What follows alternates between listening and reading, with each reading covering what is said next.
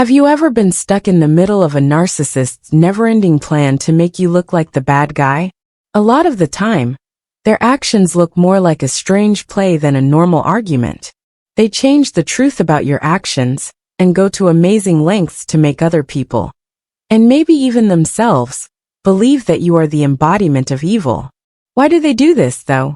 Why do they feel the need to make you into the demon in their story?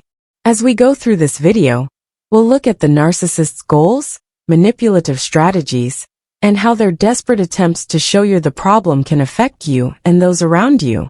You will not only understand why they do it, but also learn how to stop their lies and get your peace back. If you want to know more about narcissists, the first thing you should know is that their confidence is only a carefully built facade. What's really going on is a very weak sense of self that is always being threatened. This weakness drives a lot of what they do, especially when someone figures out how they're trying to trick them. When this kind of exposure or danger makes a narcissist feel vulnerable, they often take extreme and planned actions to protect their false sense of superiority. They use one of the sneakiest tricks possible by making up a story in which you are the demon, and they are the misunderstood heroes or victims. This approach isn't haphazard or based on impulse. It's well thought out and has deep-seated reasons behind it. Narcissists see you as the bad guy for a number of important reasons, all of which help them feel in control and better than others. The first goal is to provide reasoning. If they can persuade others, and maybe even themselves, that you are flawed or bad by nature, then their cruel or manipulative behavior will seem okay. They can get away with any harm they've done because it was required in response to your behavior. These people think that this crazy reason lets them avoid being responsible, so they can keep doing bad things without feeling guilty or ashamed. This story not only helps them explain their actions, but it also lets them control how other people see them. Every time they lie or twist the truth about you, they're not only attacking your character, but also making their own stronger. They carefully create these stories, making sure that every detail makes them look like a good person, while making you look like the worst person possible. Have you ever noticed how their stories are always just right to make other people feel sorry for them or angry at them? It's not an accident. Narcissists are great at telling lies. They can make their lies seem so real that even people who used to know you well may start to doubt your honesty. As a result, they have carefully planned a smear campaign to hurt your image while making their own stronger. The narcissist uses a wide range of manipulative techniques to get what they want. They may emphasize small mistakes you've made, take your words or actions out of context, or even make up lies to fit their story. They don't give up, carefully choosing which details to include and which to leave out to make sure the story serves their purpose. For instance, they might talk about a fight in a way that makes you the only bad guy and doesn't mention what made them angry or how small their part was in the conflict. This selective storytelling is meant to make you look bad and to make them look like the ones who are wrong. But why does the narcissist do everything they can to make you look bad? The reason is that they need power and approval so badly. By making you look like the bad guy, they make sure they stay the center of attention. When someone is a narcissist, it's much more pleasant to be seen as a victim fighting a monster than to have to face their own flaws. They use this story to keep up the illusion that they are better than you by making themselves seem morally or mentally better.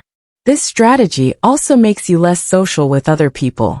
By making your friends, family, or coworkers work against you, they take away your support system, leaving you feeling weak and alone.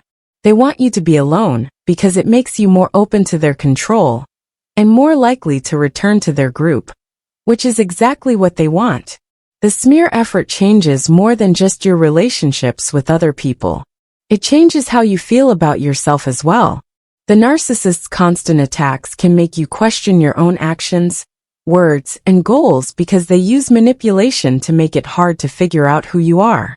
They want you to feel this way because it makes you less able to stand up for yourself and see things clearly. Every charge, every skewed story, and every little dig is meant to hurt your confidence and make you wonder if they are telling the truth about who you are. In the end, this whole process is all about protecting the narcissist's weak ego at all costs. Since they can't face their own flaws, they put their fears onto you by telling you stories about the demon and the hero. This way, they can avoid being responsible. It's not about you. It's about how badly they want to keep control of their world and the people in it. Once you see these strategies for what they are, you can start to get back your sense of self and leave the unhealthy relationship they've worked so hard to build. Narcissists can do a lot of damage to your emotions when they call you a demon. They can leave you feeling emotionally drained, confused, and lost. You might start to doubt the very foundations of your reality and wonder if you're still the person they say you are, or if you've changed into someone you don't even recognize. This strong self-doubt can make you question your actions, your thoughts, and even your goals. As you try to deal with the emotional whiplash, it may be hard to keep up relationships with other people. You may be thinking who you can trust, and who is seeing you through the narcissist's lens. This is exactly the kind of setting a narcissist wants to make. Their goal is to make you doubt yourself, lower your self-worth, and depend on them for approval. In their eyes, your pain shows how powerful they are. It backs up what they're saying and makes them feel more in charge. But you need to remember this. The narcissist's claims and attacks say a lot more about their flaws and character than anything they will ever say about you. So, how can you keep yourself from being emotionally destroyed by these fake accusations? To keep the peace, you should first realize that their insults are not really about you. Narcissists don't see their actions as a reflection of you. Anyone who shatters their carefully built front is a target for them. Nasty people feel the need to hurt other people's trustworthiness when they think someone is questioning their perfect image. This helps them keep their vulnerable sense of superiority. This idea is very important because it lets you separate your feelings from their actions. Realizing that their attacks are not about how valuable you are, but about how desperately they want to hide their own fears, will help you break free from the emotional mess they want to make. To follow setting clear, unshakable limits is one of the best ways to keep yourself safe. Narcissists do best in places with a lot of chaos and confusion, because they can trick people into giving them the emotional energy they need so badly. But you get your peace back when you don't give them access to your emotional energy, when you don't play their games or get caught up in their drama. Having limits is like a shield. They keep you from getting hurt emotionally again, and make it clear that you will not stand being used by the narcissist for their own needs anymore. Setting clear boundaries is a very important step in taking back control of your life and feelings. It's also important to have people in your life who understand how narcissistic abuse works as a support system. When you're going through this, it can be very lonely, especially if the narcissist is trying to get other people to hate you. This is why it's important to surround yourself with friends, family, or experts who can understand and validate your feelings and experiences. This group of people will not only give you the mental support you need, but they will also help you remember that the narcissist is not the real you. Talking to trusted friends or a therapist who knows what you're going through can help you deal with the abuse and understand what's going on. Remember that you don't have to fight this battle by yourself. Even if the narcissist tries to push you away and cause trouble, there are people who will help you and care about you. As you go through this tough time, remember that the narcissist's accusations are not based on truth. They are a projection of their own insecurities, fears, and emotional flaws. They see in you the things they can't accept about themselves. Their attacks aren't about you. They're about how they can't deal with their own problems. Most of the time, their attempts to make you look bad are just a way for them to avoid dealing with the deep shame and fear they feel inside.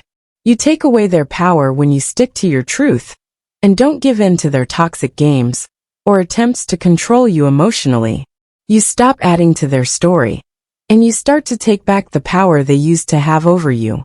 It may take time to heal, but every moment you choose to stop letting them control you and accept your own worth is one step closer to regaining your mental freedom and peace.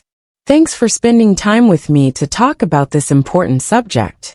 Narcissists may do a lot to make you look like the bad guy, but what they do doesn't make you who you are. You can get past their lies and get your peace back if you know how they run their campaigns and stay honest. If you related to this video, please like, share, and subscribe to get more videos that will help you deal with narcissistic situations. Send this to anyone who might be having a similar problem and need help making sense of it. We can build a strong and helpful group if we work together. Thank you for being here. I look forward to talking to you again in the next one.